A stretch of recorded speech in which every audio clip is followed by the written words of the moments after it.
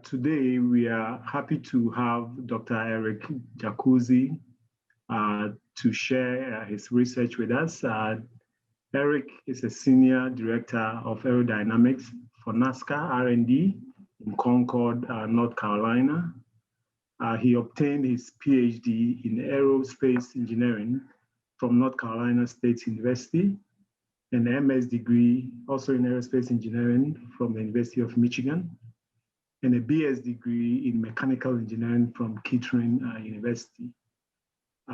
Today, he's going to talk about applications of aerospace research and simulations in general to enhance racing excitement and safety. So I'm going to open the floor for Eric to come in to go into details about his research and to help the objective of our speaker series presentation. So welcome, Eric. Thank you for the intro, and thanks for having me. And yeah, so I give kind of these presentations, every few months, and hopefully it's tailored to a university crowd with some knowledge of it, but a little bit general too. So hopefully you guys enjoy it, and I'll share my screen here and should have some time for questions after. So okay, sure. And then let me do size. Okay, you guys seeing that okay? Okay. Yeah, so thank you for the intro. Just a little bit about my background again. Basically worked and went to school my whole life, kind of started out on the mechanical side, really loved aero. So kind of got into that while doing some other stuff, kind of crash safety work, things of that nature. And just recently finished my PhD. I've been with NASCAR for about 7 years now. Just hard to believe because I'm getting old. And then 2 years before being at NASCAR, I was on the team side, so actually working at Richard Childress Racing and trying to make their cars faster. So a little bit different experience, but so in total, I've almost been in racing for kind of 10 years-ish. So kind of talk about my day job. So Senior Director of Aerodynamics at NASCAR R&D. Basically, we have about 40 to 50 people in that white building you see there. We're right across from the Concord Airport, if you've ever flown there. So my team here, we develop solutions using CFD, wind tunnel, track testing, kind of anything we need to do. And I'll go through some examples of us doing that later on. Hopefully they're interesting to you. We also kind of manage the aerodynamics rules as related to all three of the major NASCAR series. So the Truck Series, Xfinity, and the Cup Series. And, we have a lot of hats we have to wear. So we represent the NASCAR in industry forums with vendors, with all these different technical things, help the competition side, do all that. And I would say like my main job is to kind of steer the ship to what we should be spending money in, working in that kind of area. What's the most efficient way to get things done? So first I'll start out with a bad example or a bad day at work for me. This was Friday in, I believe it was 2017. So this is the opening Truck Series race. And so we had two kind of bad incidents. You can see that number 4 truck kind of lift up, and you'll see it in slow-mo here, kind of almost flip over sort of by itself. So that was bad, but we sort of found out later it was going to get worse. So here's it getting worse for me. Basically very lucky that truck flipped over and did not go into the fence. What this did prompt, though, was a pretty significant reaction. So to give you an idea, this happened about 9 p.m. on a Friday. By about 10 a.m. on Saturday, we had a CFD model of a truck for liftoff that was actually running. So we had worked on it about 7 hours. Basically, by 2 days later, we had a solution. Let me show you what that looks like. So this took more than 2 days to kind of get produced in its entirety, but you can see the CFD model in the bottom right corner. What we realized was that there was a pretty significant suction on the bed of the truck. And so we sort of used the existing architecture of the truck and built these flaps in that essentially transit pressure from the high pressure on the bottom and spoil the low pressure on the top. And so you can see these. So they had a pretty dramatic effect. You can see in that graph in the top right corner. So liftoff speed being higher, that's in miles per hour, is a good thing. So we want the liftoff speed to be, a million miles an hour if you could, so the trucks would never leave the ground. Same for the cars, but so this was a 33% improvement. It was tested at FCA, Chrysler's wind tunnel. And then let me show you the race that occurred about 3 months later at Talladega, where we had two similar incidences as well, where we didn't get the same results. So you can see those flaps in the back opening up, and the truck actually turns around. You can see the skid marks from the rear are all the way through the whole motion, which kind of tells you that the truck didn't really want to lift off. And this was one that could have gotten very ugly. Luckily, everything stayed on the ground here. But both these examples, you can see everything deploying that we'd worked on, and the result being not the same as what had happened a few months before. And I think there's one more shot of this from the front side. So again, the safety side for us, very, very important. You've got people sitting just on the other side of those fences, aside from the drivers, right? Everybody, we like the action and the excitement, but we want it to be as safe as we can possibly make it.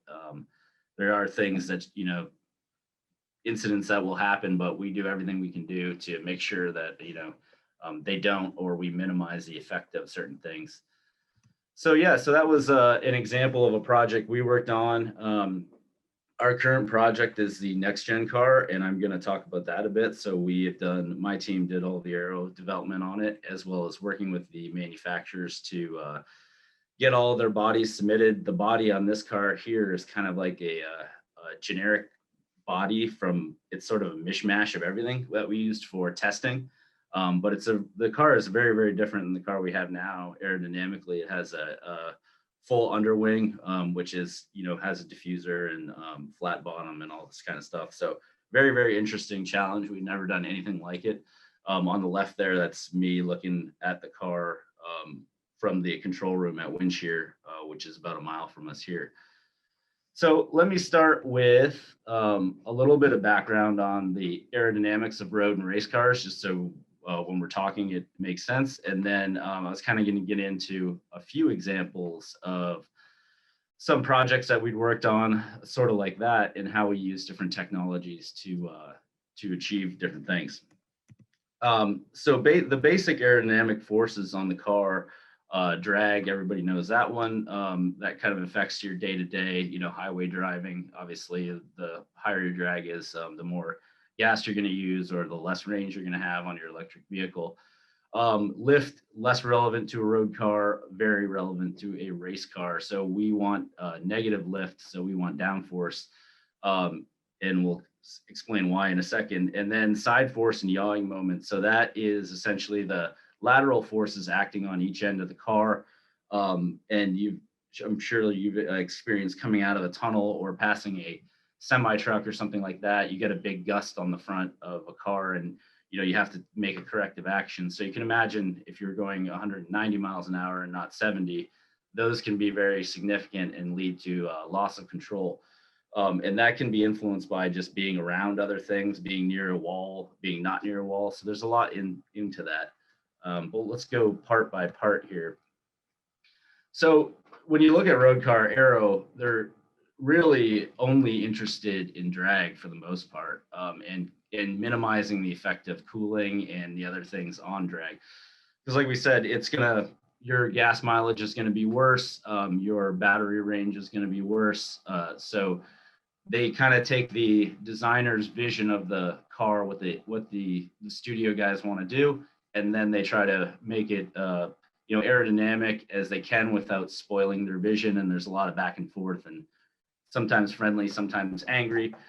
but they get to a happy place. So, and really, like, the way that a road car is developed is just a lot different than a race car. So really only the highest performance road cars would follow a similar development path. And those are going to be usually done by race associated, not only manufacturers, but probably the race divisions of those manufacturers. So now, like, talking about downforce, downforce is, everybody knows, okay, it's the opposite of lift. So you've got a force pressing down, but how does it really work? So at the end of the day, all a car really is four tires with some weight on top. And then you have that simple equation we all learned way a long time ago, F equals mu N. So if I have 1,000 pounds pressing down and my mu is 1, I have 1,000 pounds of lateral capability to accelerate the car left or right. So if I can increase the force, the N force, I can create more cornering capability, and I still only have to accelerate the same amount of weight. So that's, in a nutshell, how downforce works. It's a very simple concept, and it is one of the, if not the absolute most effective ways to make a car faster. Lowering the center of gravity is usually very expensive, and you get to a point and you can't anymore. But downforce, you can continually add it, and the car will continually get faster. So that's why aerodynamics is such a dominant thing in every race series, because it's really a cost-effective way to go faster. And so in the NASCAR Cup Series, you've probably got a rate of improvement around 5 to 10% gain a year. That's somewhat plateaued because we've had the same regulations for quite a while. So when the regulations are stable, you'll eventually get to a point where there's really not much more you can do. But in Formula One, 10 to 30% gain in downforce per year is not unheard of. And it's all just money. Money and time is how you do it. So yeah, so that's how downforce works. And then side force, like we said, is the difference between side force. The difference in side force between the front and the rear creates a moment on the top of the car that's going to essentially want to turn it left or right. So like we said, when you get a big gust on the front of your car, you're going to have to take a corrective steering input into that. And the differences in pressure will pull the car one way or another, whether it's at the back or the front. And I'll show you an example of that. Let me see here.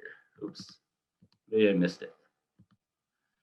Anyways, or it might be out of order. So if I get to it, anyways, I had a video of a car going by another one where it spun itself out essentially just by being in proximity to another one. And that was due to the side force effect.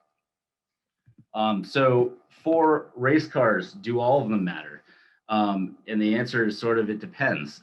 So in racing, you're not necessarily working on one specific thing all the time, unless you're running on one kind of track all the time. So on the left, top left corner, you have Le Mans, and that was the championship-winning Porsche LMP1 prototype. Le Mans has very, very long straightaways, very, very important for the car to be efficient. So low drag, a lot of slower corners. So L over D matters a lot more, and especially just even reducing the drag is very important. Whereas in the middle, where you've got a track like Monaco in Formula One, very, very tight corners. So they go for maximum downforce. You can see the wings almost look like barn doors on it. And essentially, as fast as they can accelerate and stop is what they want to do. And then our example is an intermediate track, so 1.5 miles oval. I think it's Texas there. But kind of both matter there, but downforce is very important. But that being said, we can't have the car be so draggy that it goes slow down the straightaway. So that's kind of the gist of it. It's not always, for a road car development team, drag is going to be number one, like we said. And for a race group, it's going to totally be probably the opposite. They're going to be going for downforce and not really worrying about it. Especially because, so all three of those cars, That's about 2,700 horsepower between the three of them at the bottom. The Porsche is about 1,100 with battery, and I think the F1 cars are like 950 now with their hybrid system, and we're like 750 with a big old V8. When you can put that power down and accelerate because you have more downforce, that's usually the way to go fast. Let me show you. So in this kind of talking about downforce and the behavior of the car, obviously downforce is important, but it's also important how it changes with respect to the attitude the vehicle takes on track. So it's not always sitting on a tabletop. If you look here, this 38 car just hit a curb and is, a foot off the ground. That's obviously an extreme example, but roll behavior is very important. And then you can see the Corvette on the right under braking, so the nose is going to be pitched down. So how does that change the downforce distribution from front to rear?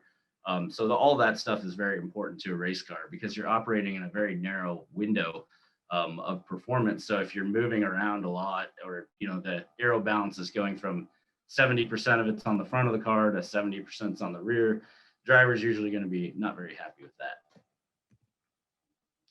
And you can see that here. So this is an example. This is us at the Aerodynamic wind tunnel, and I'll show you some more pictures of that later. But this chart is the percent front downforce. So in a perfect world, it would be that red line. So the x-axis is the gap to the ground. So 0 is all the way in the bottom left corner, and the 1 inch is at all the way to the right. So in a perfect world, you'd be able to move anywhere in there, and the aero balance would stay the same, and hopefully the total downforce would stay the same. Both of those are not true. What happens is you can try to minimize it as much as you can. You can see the shape of those two curves. You can try to minimize it as much as you can, but you can never totally get away from it. So that's a big part of understanding the feedback that a driver is giving. Is it because of suspension? Is it because of aerodynamic effects? What height is the car running at? So all of that is very important. Oh, here's my video that I was talking about earlier, which I should have moved up. So I'm going to show you, we were talking about yawing moment and the effect that it has. So this is a aggregate CFD map showing the effect on a leading car, this lead car in the middle. Each of those black dots is the front of another car in a discrete CFD run. And so we combine it all into a map. And what this is showing is that if I have a car directly to the right here, the effect on my car in the middle is going to be that it wants to oversteer. And basically oversteer is an unstable condition where you essentially spin out. Understeer means I'm trying to turn, but the car is just going straight. So understeer, though, is a stable condition for the most part, as long as there's not a wall coming up.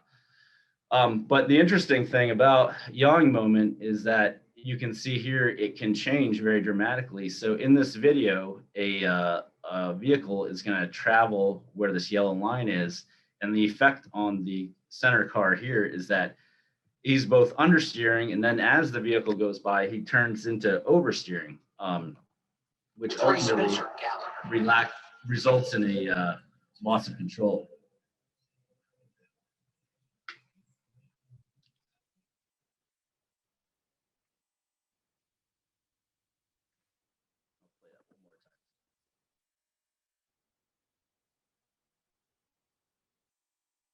So you can see it didn't touch at all, just purely the aerodynamic forces and side force and yawing moment change. And then of course the driver has, how well they handle those changes affects the outcome of that too. Just like when you're driving your own car, you can usually make any situation much worse. So that's a little bit of primer on aero. Obviously you can talk about it for days, and we have a lot of different research topics, but I figured I'd talk a little bit about some of our more interesting projects where we've used different technologies and different facilities to get to a solution typically very rapidly, especially compared to a lot of times when I do things with AIAA or any of that. A lot of the people who do military stuff, their timeline is 10 years, 5 years, 10 years to get things from, test to actually on a plane, whereas we do things very, very quickly. Obviously, not as dangerous and critical to national security, but still, we just operate very, very quickly in racing because we have so many events and the timelines are just very compressed. So let me show you a few examples. First, talk about our development methods. So we use CFD, scale wind tunnels, full-size tunnels, and track testing. We'll go through each of those in detail. So CFD really lets us do a lot of things that you can't do, like especially looking at multiple vehicles on track and being able to measure what is the actual change caused by their presence. Put them in terrible positions, like about to flip over, that you can never measure in a wind tunnel. So you can really do a lot with it, and we use it for the bulk of our work. And now we're doing a lot more multi-body stuff where we have a CFD run that then initiates into whether it's a flap deploying and it's fully simulated, and you'll see some of that development work later. But CFD is our big driver. It is very powerful. Like I said, it's very cost effective. You can do a ton of runs. The cons to it are, you need skilled people to do it. Software costs are pretty high, CPU time. So we spend a couple $100,000 a year just on the CPU time to run simulations. But you'll see that in a way, it's actually pretty cost effective when you compare it to some of the other options. So like scale tunnels, for example, these are kind of the medium route versus a full size tunnel. So pros, they cost a lot less than a full size tunnel. Model costs are less. You can 3D print parts because the aero forces are not so high. And you can very quickly make changes. They're pretty expensive, $1,000 to $1,500 an hour, which is, it can add up over 2 days plus parts. $100,000 for a model. You need skilled designers and skilled fabricators. There's a lot of these in the UK and kind of around the Indianapolis area, but still it's it's kind of a specialty craft, if you will. So, and then the biggest one is the correlation. So you have a scale simulation of real life. Well, you need to make sure that it's accurate. And we know for a fact from Reynolds number, from the speed, from all these things, that correlation is an ongoing battle. So whether it's Formula One, whether it's whoever's using a scale model, it's always knowing what the limitations are, knowing how to simulate the real world versus what the model shows. And then here's an example. So this is the Aerodynamic tunnel. This is a full scale tunnel I was showing before. So they use boundary layer suction, which you can see in all the little slats there, and then fans at the rear. And then this is wind shear here. So it has a full rolling road, 180 mile an hour open jet tunnel. This is in Concord, just on the other side of the airport here. So this is kind of one of the gold standard tunnels for automotive work in the world, very heavily utilized by OEMs, us, all the race teams around here. All of the wind tunnels are very boring though. Everyone's very excited to go to a wind tunnel. And then usually about 20 minutes later, they're half asleep in their chair because you realize you can't see the wind blowing and it just makes a lot of noise. So this is us about 18 hours into a shift, kind of setting up a car after these were taken from the racetrack. So we had 6 cars that day that we ran through the tunnel over the course of 20 hours.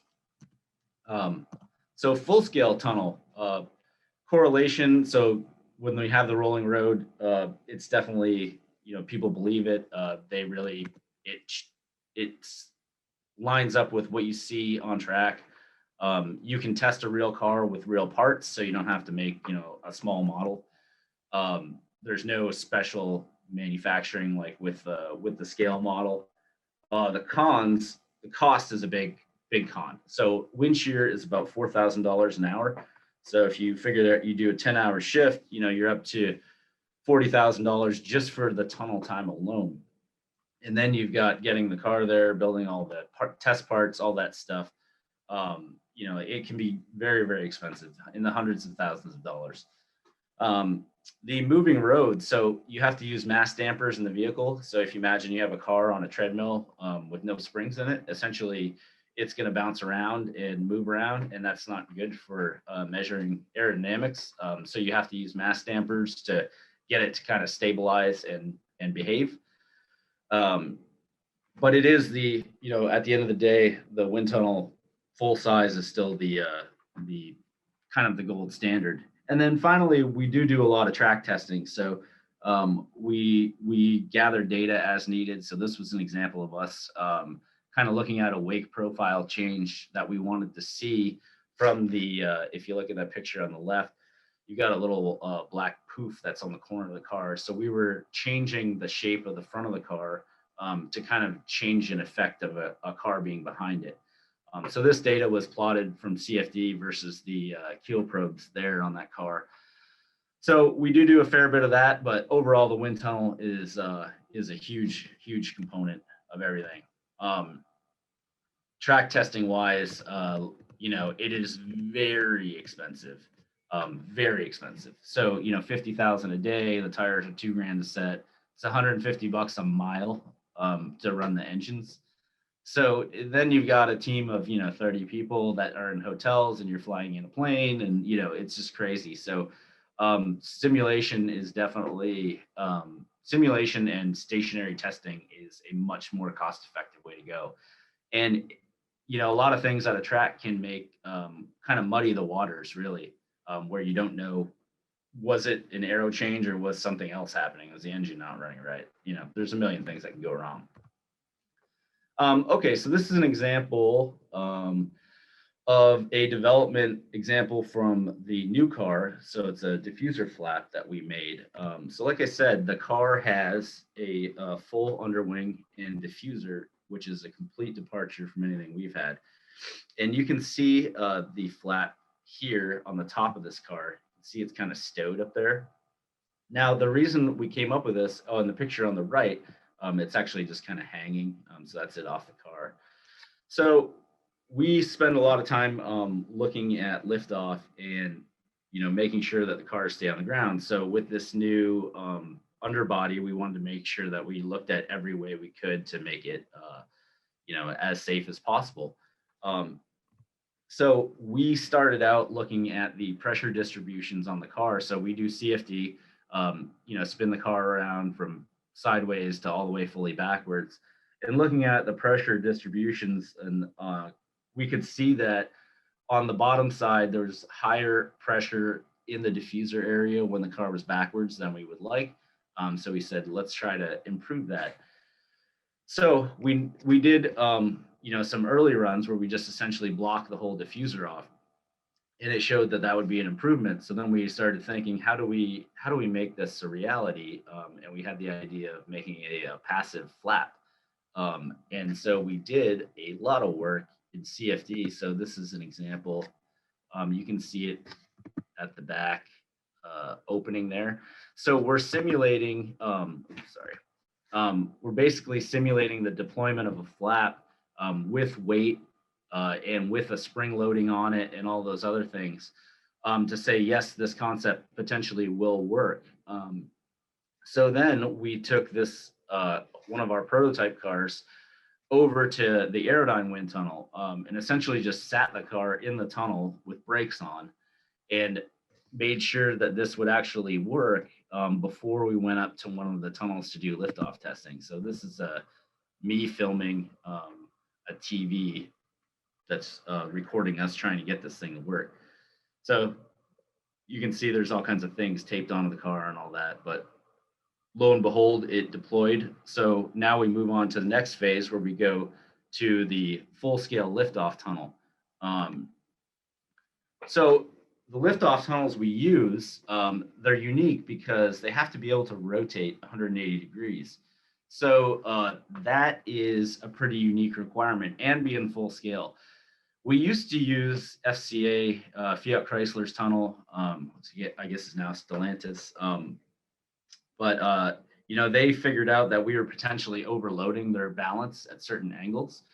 So we had to look for another option, and we ended up going to the University of Ontario Institute of Technology. They have a Automotive Center of Excellence, ACE.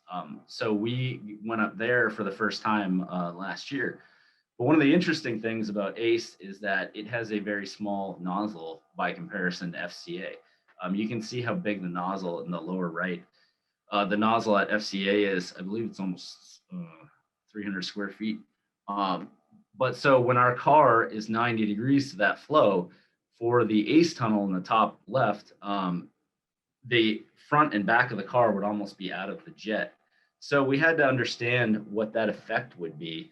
So we actually modeled both tunnels, the geometry of the test section and the jet using their commissioning papers. So usually wind tunnels will, especially commercial ones, publish a paper and say, okay, here's our all the things we did, here's the details of our tunnel, here's the boundary layer, et cetera, et cetera. So we use those papers to fully simulate each tunnel and put the car virtually at different yaw angles and see the effect. And what we saw versus free air, which is the blue line in all these, we sort of used the CFD free air result as the what we thought was real, and then kind of compared the Fiat Chrysler tunnel to the ACE tunnel, which is the red and green lines. And surprisingly enough, the fact that the jet was a little bit too small had a minimal effect. And in some ways, ACE actually had a better, more higher fidelity result than the FCA tunnel. And we attributed some of that to the boundary layer conditions present at ACE. So at any rate, we were confident enough to go forward and testing in Oshawa. So this was a 3-day test where we had to ship the car up to Canada and then fly up there and meet it, get the car ready, and test for 2 days straight. So then here's a picture of 2 of our vehicles. So we had the prototype next gen vehicle on the left, and we actually brought this was a backup car from the Talladega race from in 2019 or 2020, I think. And loaned to us by Stuart Haas to, kind of compare FCA and the ACE tunnel. And luckily it came out very well.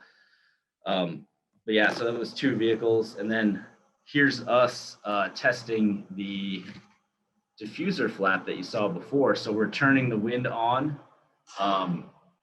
You can see the wind speed increasing. And we had deployment. So that was kind of the full circle of us getting to there. And, really that example was, we used a lot of tools. The ACE tunnel test was the most expensive part of the whole thing. So we had to make sure that we were ready to do that and make sure it was going to work. We didn't want to go up there for 2 days, essentially waste potentially $100,000 and not have anything to show for it. So shortly after this test, we actually tested at Fontana, and the driver spun the car out twice, and we successfully deployed it. The car stayed on the ground, all that. So we're overall very happy. We'll see what happens in 2022. We are going to go back and just verify everything before then. But hopefully this presentation gave you guys kind of an example of some projects that we work on. There's obviously 100 things we could have talked about, but I didn't want to take up all your time. So hopefully you enjoyed it, and it gave you some insight into how we do things. So thank you. Thank you so much, Eric. We appreciate it very much. We're open up for some questions. Anybody attending have questions, feel free to put them in the chat and I'll be happy to ask them for you, or feel free to unmute yourself and ask the question. And I do have a couple questions to get us started. Wondered, Eric, about R&D for NASCAR and races. Does NASCAR typically lead that for the industry, or are there drivers or manufacturers that do their own research? And is there any kind of competition or anything in that regard? Yeah, so that's a good question. So a lot of people don't know, but NASCAR is a privately held company by the France and Kennedy families. it's been privately held since the 1950s. So NASCAR has always itself had an interest in, putting on the best races to sell tickets and get TV revenue and all that.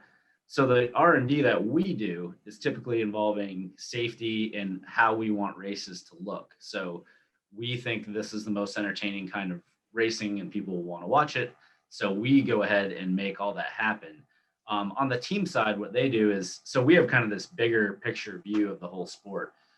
On the team side, they're very focused on, running well week to week. So they spend all their time trying to make their car faster. And if they don't, it's sort of a waste of time. So, about 10 years ago, it was kind of like we were relying on, teams like help us out, have some ideas, but, they really don't have time for that. So ultimately it was realized that NASCAR needed to have its own R&D group that was working on aero. There's been a safety group for probably 15 years, but really hired some people to make that happen. But yeah, so we, like I said, we're focused on the big picture, and the teams are really focused on how well they're doing. Like they typically, if they won every week, that's great. We're more worried about, was it a great race? Did everything stay on the ground? Did everything happen as we wanted it to? As far as safety and things of that nature. So hopefully that makes sense. Awesome. Appreciate that. There's a question that came through the chat. And since I'm not an engineer, I don't know a couple of these words. So maybe some can help me, or Eric, I'm not sure if you can see the chat. It's a CFD question. And do you have a preference using a couple different types of simulations? Oh yeah, viscous. Yeah. So we use viscous simulations, and typically on the CFD side, we're running about 300 million cell models at this point, and they're up to close to 1 billion at times. So very, very high fidelity simulations, a lot of computing power needed. Automotive simulation, because it's a bluff body and there's all these different, kind of nasty turbulence everywhere and weight coming off of wheels. And it's very hard to do that with any sort of approximation.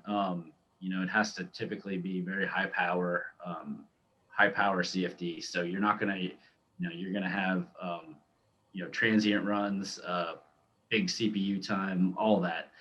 So yeah, we use viscous to answer your question, but we have to basically model everything 100% right, or it's borderline useless. It's the same in the automotive industry when they're trying to do CFD on a road car. Appreciate that. Another question in the chat. You hear a lot of discussion during race broadcasts about side drifting and the air bubble around the cars in traffic. How do you simulate and measure the effects of that with multiple cars in a pack? So we've actually published some papers on this. One of the interesting things about sedans or coupes or any car really is it's unavoidable that when you put one or two of them in a line, the drag goes down on all of them. So there's a paper from 2018 where we kind of modified this effect, and I won't bore you with all the details, but we kind of talked about how, basically as a car, if you're a car and you're driving along and someone comes up behind you, the reason you feel like there's a bubble is because not only you're gaining on that car and you're coming up behind them, but as you're doing that, you're making the drag on that car go down. So now this guy is driving away from you too. So you're helping him have less drag by being behind. And likewise, if you have two cars together versus 5 cars in a line, 5 cars in a line will be significantly faster than 2 cars. That's up to a certain point. Obviously, it's not infinite, but the cars do have a huge effect on each other, and there's a fair bit of interesting bluff body work about that. We actually used Ahmed bodies in one paper to show kind of what the dynamic effect would be. If there weren't just stationary CFD runs where the cars don't move, but where the CFD, the middle vehicle, actually was moving at different rates in between, and the effect that that had on the drag of each car in the platoon. So hopefully that answered your question. But yes, simulation wise, we simulate multiple vehicles a lot. All right, another question in the chat. This one has to do with data analytics and maybe how NASCAR can use data. The question is it possible to use machine learning methods, e.g. reinforcement learning, to speed up the search for optimal parameters? Yeah, so definitely that's kind of an emerging area. We do use things like adjoint methods and design of experiments to sort of when we're using something like star CCM, it's got some pretty powerful options to arrive at an optimal solution. But yeah, that's kind of a big path. So in Formula One, one of the things that they're doing, it's nice having all the CPU power and you make all these CFD runs, but the reality is that you never have enough time to look at everything. So you generate 10,000 images from a CFD run. And what they're trying to do now is get, and they've been somewhat successful, essentially doing machine learning to have it identify vortex cores in images and how those are changing as you go through slices of the flow field on the car. And that's something that a regular person would have to kind of sift through. They use it to some success to kind of identify the cores and then kind of make the analyst's job a little bit easier, because obviously running all the CFD is great, but at the end of the day, you got to look at it and you got to learn something from it. So it's definitely being used to help learn more from the massive amount of data that we get. Thank you for that, Eric. And Gary had asked a follow-up question about the research papers you referenced and maybe where those can be found. Oh yeah, I think if you guys use Google Scholar and just search my last name, there should be 4 or 5 that'll pop up, and then you got a great situation because you're at the university, so you can probably get to most of them for free. I unfortunately lost that ability, so I have to pay for stuff now. So that's your one plus side to being, well, there's many plus sides to being in academia, but that's the biggest one I can think of now that I've lost it. Thank you for that, Eric. Appreciate it. Question from a student about how did you move from the university to where you are now? What was your career path? So started out at Kettering University in mechanical engineering. Not sure if you're familiar with Kettering, but it's a co-op school, so you have to essentially have a co-op 6 months a year, all the way from when you're a freshman. I ended up working for a crash test dummy company,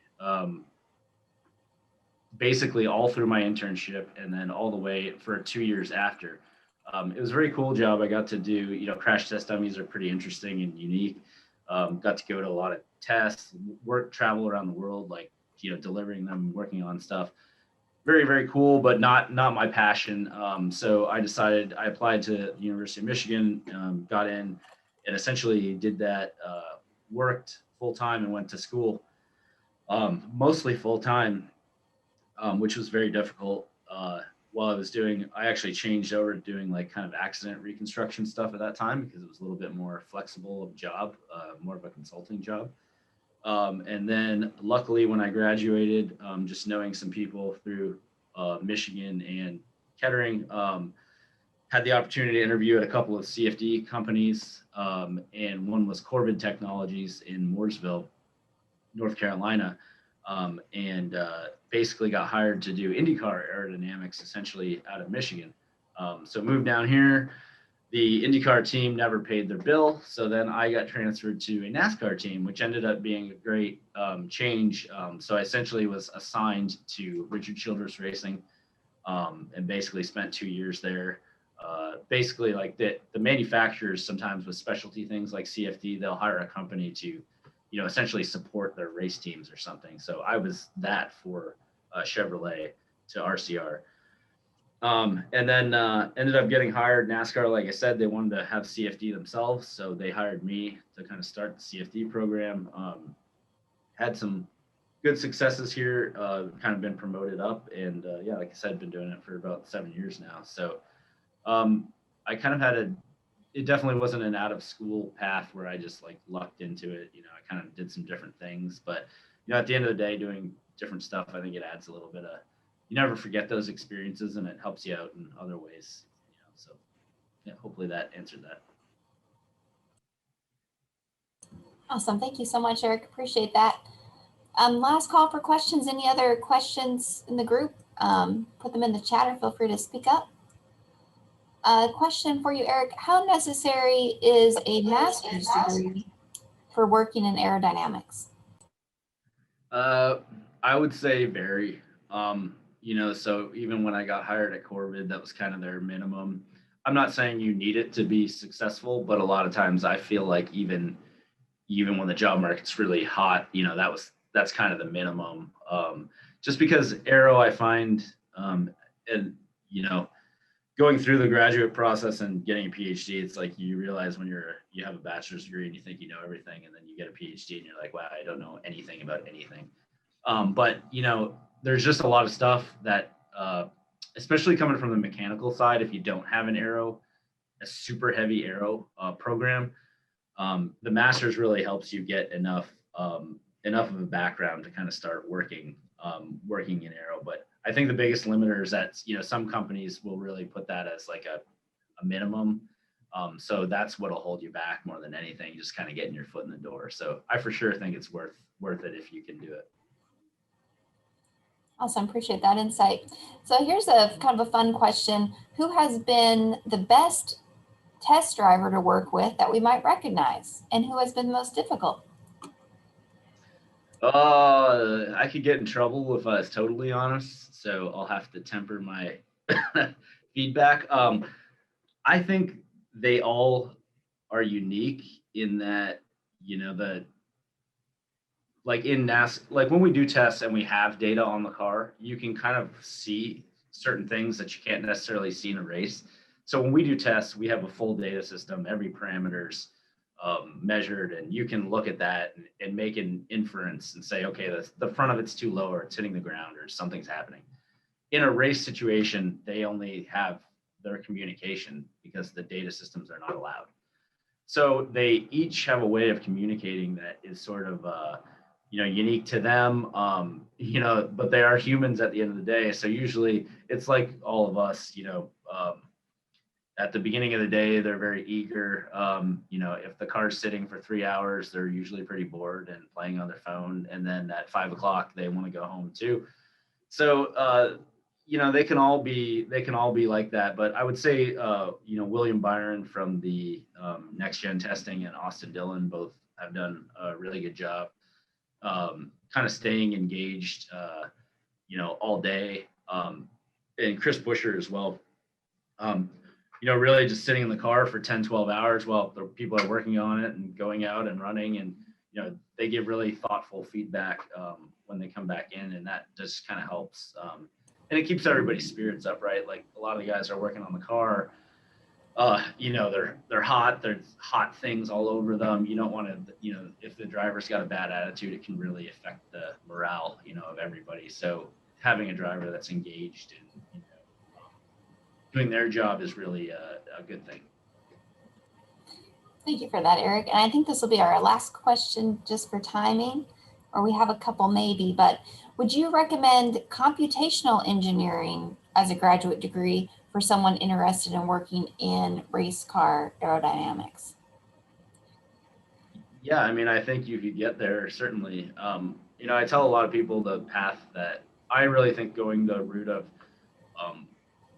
CFD side and getting into a CFD company and then working on automotive is going to give you not only experience but connections.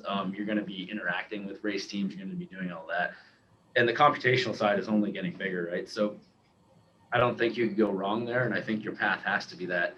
A lot of people say, well, I want to go in the wind tunnel right away out of school, and I want this and that, but it's like there's not that many of those jobs, honestly, and you can always do that when you have the computational side, and you'll eventually get there. But I really think the computational side will give you the most options, especially like when you're at a CFD company, you might get there and decide, hey, I really don't like working with these race car guys or a bunch of jerks.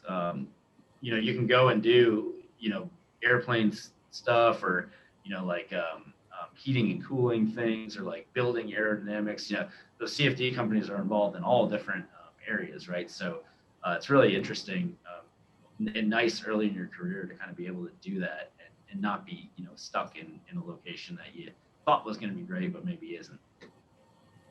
And very last question, I think it maybe can be quick. Do you see being able to use self-driving cars to take care of testing on the track?